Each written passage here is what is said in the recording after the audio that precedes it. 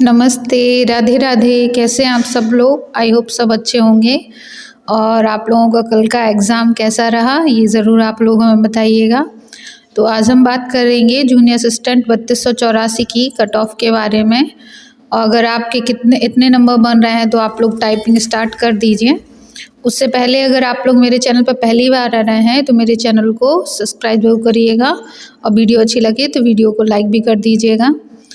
तो अगर हम बात करें जूनियर असिस्टेंट 3284 का, जैसे का जो कल एग्ज़ाम हुआ है, इसमें ज़्यादातर बच्चे जूनियर असिस्टेंट 5512 वाले ही थे जिन्होंने एग्ज़ाम दिया है। तो उन्हें ये बात पता होगी कि ये जो एग्ज़ाम कल आया है ये बहुत उसके मुकाबले तो बहुत सरल आया है।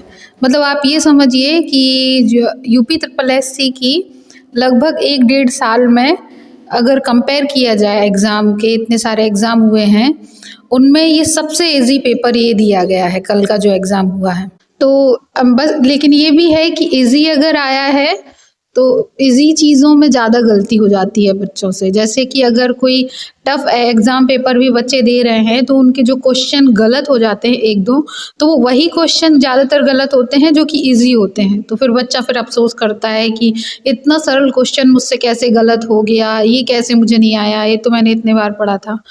तो एक इजी एग्ज़ाम पेपर जब आता है ना तो उसमें ये भी रहता है कि उसमें गलतियाँ ज़्यादा हो जाती हैं बच्चों से। तो वैसे तो कल का एग्ज़ाम पेपर बहुत इजी रहा है और एग्ज़ाम इजी होने की वजह से इसकी कट ऑफ भी हाई जाएगी, क्योंकि ज़्यादातर बच्चों से जिनसे भी बात हो रही है वो लगभग यही बता रहे हैं, अच्छे खासे पढ़ने वाले बच्चे, कि उनका 80 तक तो नंबर उनके आसानी से बन जा रहे हैं। अगर एग्ज़ाम पेपर की बात की जाए तो उसमें अगर टफ़ क्वेश्चन देखे जाएँ तो 10-15 क्वेश्चन ऐसे थे जो हाँ टफ़ थे। 10 क्वेश्चन ज़्यादा ही टफ़ थे। अगर किसी ने कर लिए होंगे तो उनका तो 100% है ही सिलेक्शन। लेकिन हाँ, लगभग इतना 75 से 80 नंबर ज़्यादातर लोग बच्चे बता रहे हैं कि उनके इतने नंबर तो आ ही रहे हैं। लेकिन कट ऑफ इतनी हाई नहीं जाएगी, क्योंकि ज़्यादातर बच्चे जिन्होंने एग्ज़ाम दिया है वो 5512 के ही हैं। अगर उनका रिज़ल्ट अनाउंस हो जाता है तो वो बच्चे तो फिर अपना इसमें ज्वाइन कर लेंगे। तो अगर 5512 का रिज़ल्ट इस रिज़ल्ट से पहले आ गया, अगर इसकी टाइपिंग और इसकी डीवी से पहले, तो 100% 3284 का जो फाइनल कट ऑफ है वो तो कम जाएगी ही, क्योंकि ज़्यादातर बच्चे 5512 वाले ही हैं।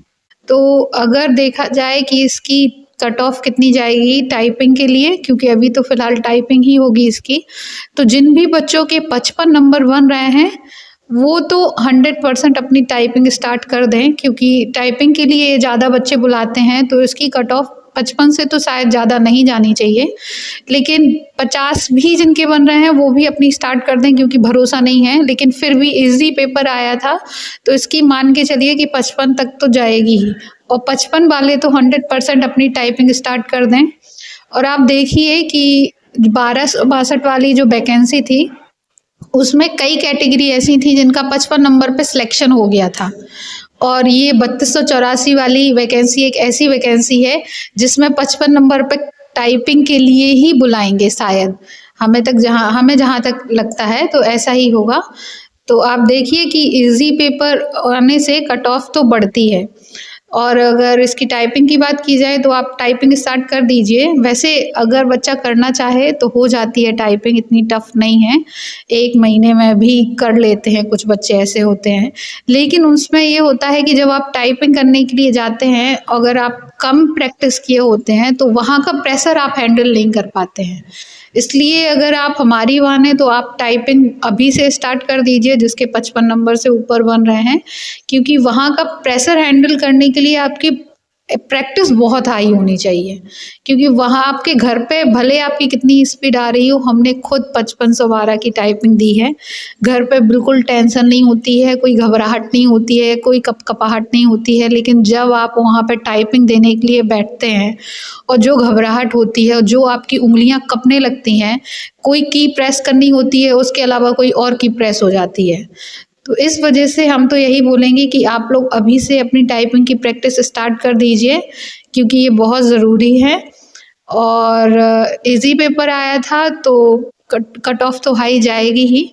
और अगर आप लोगों को लगता है कि कुछ और कट ऑफ जा सकती है तो हमें कमेंट करके ज़रूर बताइएगा।